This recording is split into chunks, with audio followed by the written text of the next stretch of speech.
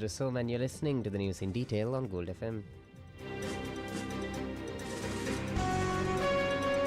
The news headlines on Gold FM.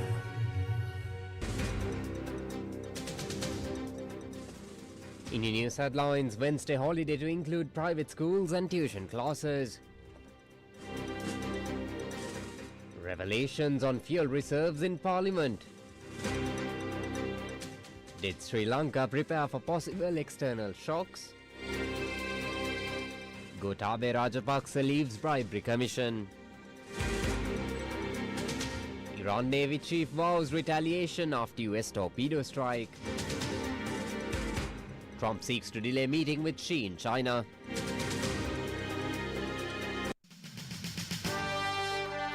The top story on Gold FM.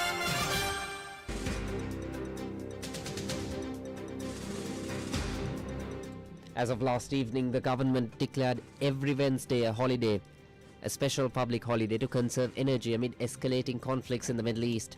Essential Services Commissioner Prabhat Chandra Kirti confirmed a simultaneous restriction of public transport services on these days, with the Railway Department set to release a revised timetable too.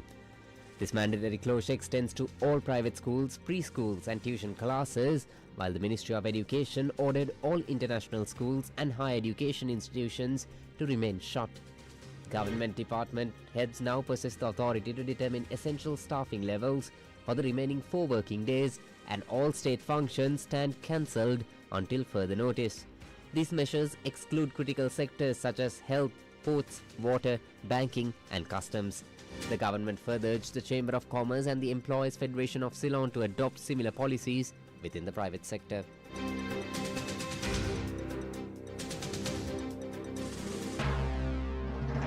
This is the local news on Gold FM.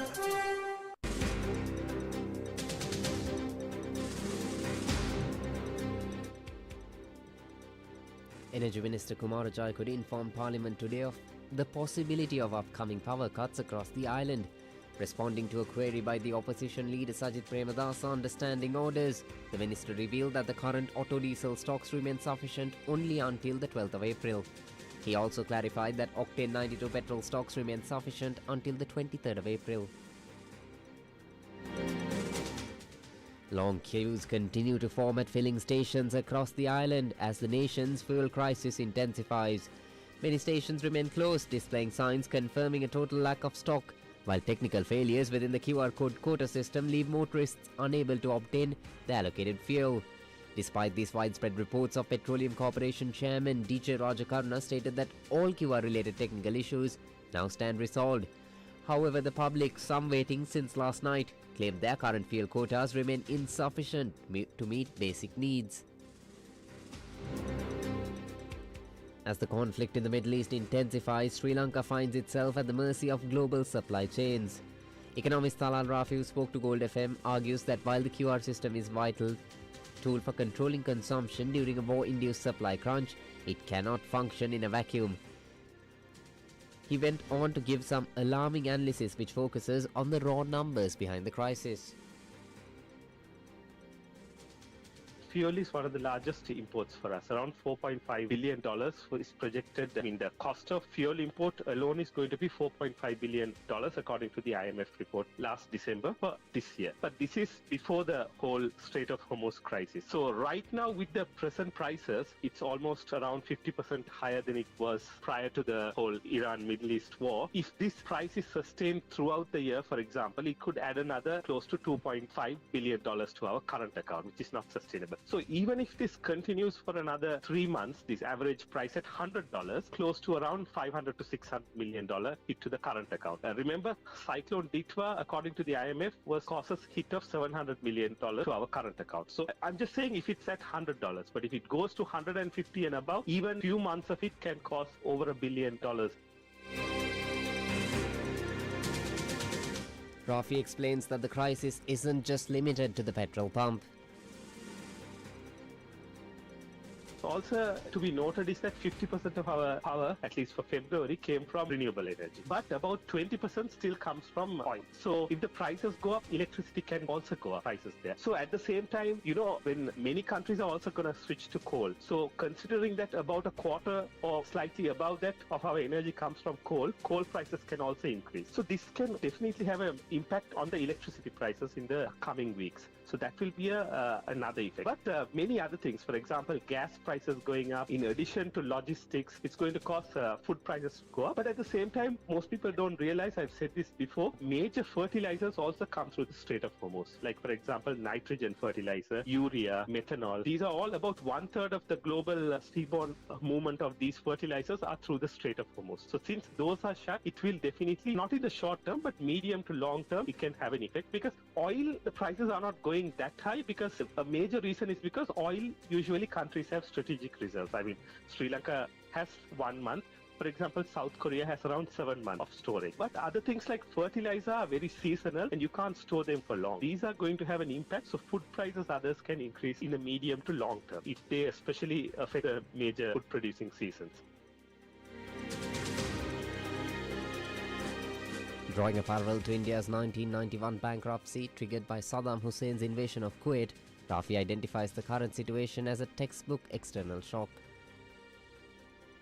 This is a very prime example of an external crisis. Many countries are going to get affected, but in the past also, as I've said, external crises do cause balance of payments crisis. For example, India in 1991 came almost weeks close to declaring bankruptcy was due to Saddam Hussein invading Kuwait. So that the Middle East crisis and oil prices going up brought India almost close to default in 1991. So this is one sort of a external shock. But other shocks that I always say is Argentina in 2001. Of course, they have structural issues, but the thing that triggered it was because Brazil devalued its currency. Mexico, for example, in the 1980s was because the US increased interest rates. So this is a very prime example. One is, of course, external shocks is oil prices going up. Another external shock can be US interest rates going up. So these are examples. So another factor, of course, we have to keep in mind is that if inflation rises in the US and the US Federal Reserve increases interest rates, that could have a global impact. In more local news, the government's rollout of the QR code-based system for a fuel purchase was ill-timed with a lack of adequate communication. That was the view of cybersecurity expert Asela Vaidyalankara on the country's hottest topic. In complex system rollouts, it's always best, ideally what we say is either to have a pilot run, so you sort of learn from your mistakes from a smaller population. I think it's fairly naive to think that a system of this scale and magnitude will not have teething issues because it's of a national import. And of course, this is a system, to be very frank, has by and large worked. And if you recall, when it was initially rolled out, despite having teething issues, once the system stabilized, it went on fairly well until it was powered down by the policymakers at the time. And now you've had it basically dusted off and restarted again. So I think where we are seeing the citizen issues and concerns is primarily because I feel prep time could have been a little more. I felt perhaps the rollout could have been structured a little better. Most of the time, the rollout decision or the system decision to launch is not with the tech guys. It's outside that sphere. And what happens is the technical guys will be told, oh, by the way, we're launching tomorrow. Yes, you can be ready reasonably, but of course, you can't foresee every problem that will come your way. And I think this is part of it that happens. There are very unique situations now. The last time the system was launched, up to now, new vehicles have come in, so there is that. Then vehicle transfers have to happen. He was also of the view that the government could have incorporated some private sector customer handling into their practice in this instance. Timing could have been managed a little better. Perhaps if you given time for people to register without immediately making sure that they can go out and pump fuel, perhaps that gap would have helped smoothen out some of these system issues. The real connecting tissue here is had there been people who would translate what the tech guys were saying into a language that was digestible to the general public, I think most of these things would have been smoothed now. Issue handling. Of course, Government Information Center did its best but within a very short period of time, it sort of reached its capacity. That part, I think, could have been managed a little better, and I think steps are being taken for that, because generally, even for people might want to just ask. This system was done sometime that people may not even remember. So then if somebody's there to handle those issues, ticket those issues, give people a feedback, listen, we've logged the issue, maybe come back in a couple of hours and say, look, this is what you need to do. I mean, there's enough and more private sector organizations who do that. So I think that sort of customer care or customer handling borrowed from the private sector would have been useful in this situation.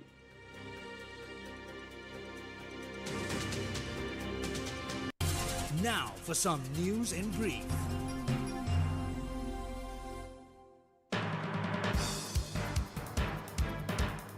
Former President Gotabaya Rajapaksa left the Bribery Commission after providing a 2.5-hour statement regarding an investigation into the illegal allocation of housing units near Colombo. Minister of Buddha Sasana, Religious and Cultural Affairs Sunil Sanavi today presented the 2026 New Year Auspicious Times sheet, which holds the consensus of astrologers to the chief prelates of the Mahasangha.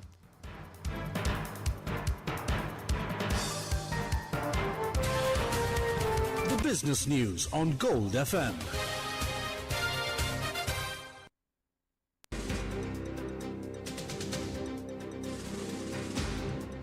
Global oil prices jumped 3% today as supply fears intensified following the continued closure of the Strait of Hormuz. Brent futures rose $3.70 to reach $103.09 a barrel, while West Texas Intermediate crude increased to $97.48. Foreign holdings in local rupee bonds fell from a 30-month high following a net sale of 4.495 billion rupees in the week ending on the 12th of March. Analysts suggest that while deflationary policies supported previous inflows, renewed depreciation pressure and Middle East instability are driving investor caution. Now, despite the recent fall-off, international investors remained net buyers for the first 10 weeks of the year, totaling over 17 billion rupees.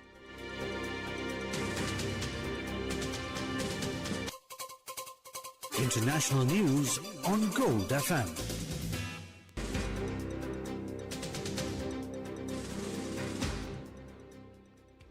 The United States has declared that Iran's military infrastructure has been literally obliterated following a relentless multi-day bombing campaign. Speaking from Washington, President Trump is calling for other countries to intervene in the Strait of Hormuz, saying they're far more dependent on the vital waterway than the US is.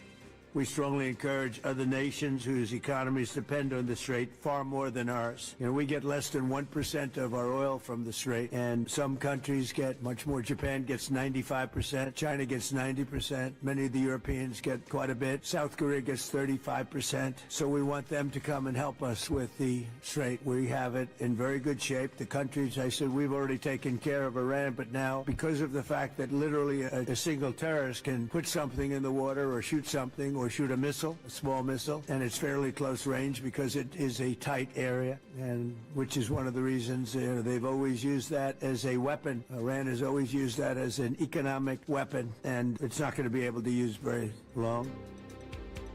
Despite the struggling level of destruction and the fractured state of Iran's leadership, the US shows no signs of wrapping up the operation. Some advisors have reportedly suggested declaring a swift victory and withdrawing. However, the White House has rejected that approach.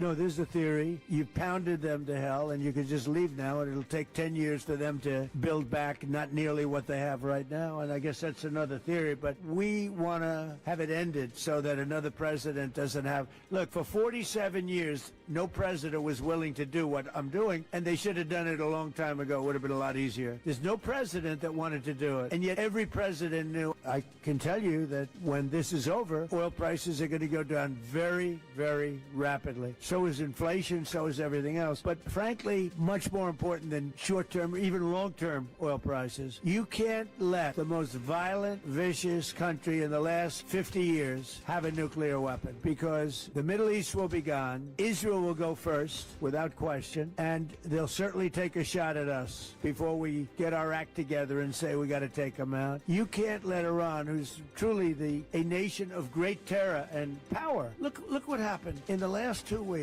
They weren't supposed to go after all these other countries in the Middle East. Those missiles were set to go after them. So they hit Qatar, Saudi Arabia, UAE, Bahrain, Kuwait.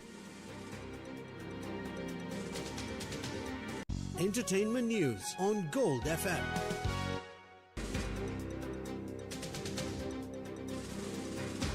Comedian Russell Kane is set to star as Romeo in a striking new production of the Shakespeare classic at the New Vic Theatre this September, collaborating with the Not Too Tame to reimagine the star-crossed lovers as a pair in their 40s.